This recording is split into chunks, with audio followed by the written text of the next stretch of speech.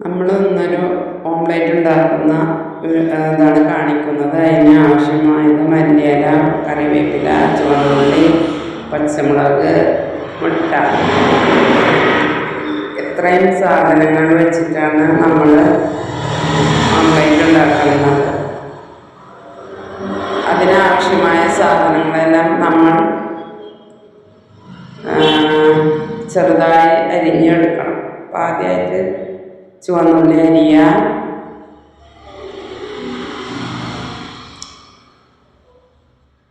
ഈ ഓംലെറ്റ് ഇതെല്ലാം കൂടി അരിഞ്ഞ് കഴിഞ്ഞ ശേഷം നമ്മളൊരു ബൗളിലേക്ക് ഇട്ട് നന്നായി കൈക്കൊണ്ട് തിരുമ്പും കുറച്ച് ഉപ്പിട്ടിട്ട് നന്നായി കൈക്കൊണ്ട്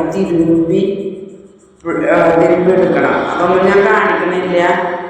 അപ്പോൾ അങ്ങനെ തിരുമ്പിയെടുത്തിട്ട് നല്ലൊരു മണം വരും. ഉപ്പും കൂടി ചേർത്തിട്ട് നല്ലൊരു മണം വരും. എന്നിട്ട് നമ്മൾ അതിലേക്ക് മുട്ട പൊട്ടിച്ചൊഴിക്കുക. അതൊന്നും കാണിക്കുന്നില്ല, അതൊക്കെ പിന്നെ അറിയാവുന്നത് തന്നെ വിചാരിച്ചിട്ട്. പച്ചമുളക് അരിയണം,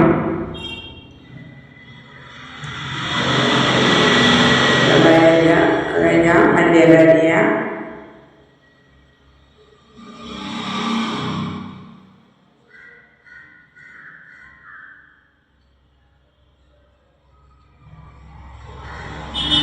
കറിവേപ്പില അരിയുക,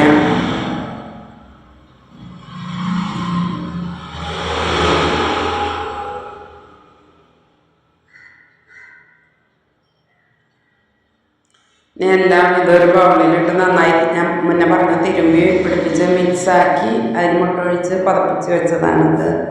പിന്നെ ഒരു പാൻ അടുപ്പത്ത് വെച്ച് എണ്ണ ചൂടായി വരുമ്പോൾ അതിലേക്ക് നമ്മൾ എണ്ണ ചൂടായി വരുമ്പോൾ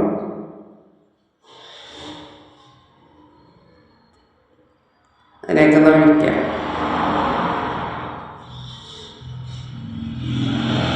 നല്ല സ്മെല്ല് വരുന്നുണ്ട്. എന്നിട്ടൊന്ന് ചിറ്റിക്കൊടുക്കുക.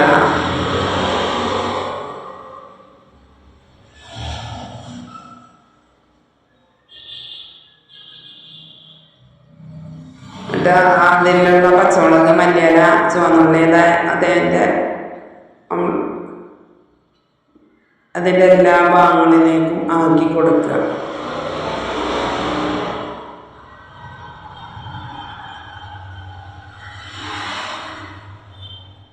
എന്നിട്ട് കുറച്ച് കഴിഞ്ഞാൽ അതൊന്ന് നമ്മൾ മറിച്ചിടണം.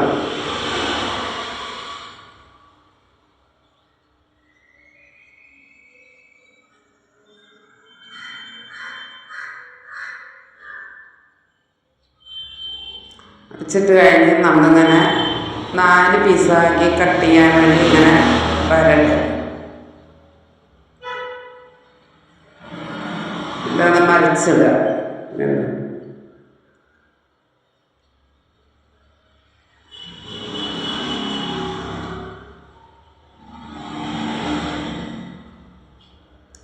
മറിച്ചിട്ട ഭാഗങ്ങളിലേക്ക് ഞാൻ കുരുമുളക് പൊടി ഇടുന്നുണ്ട്. പക്ഷെ അത് പെട്ടെന്ന് സ്റ്റെപ്പായി പോയി.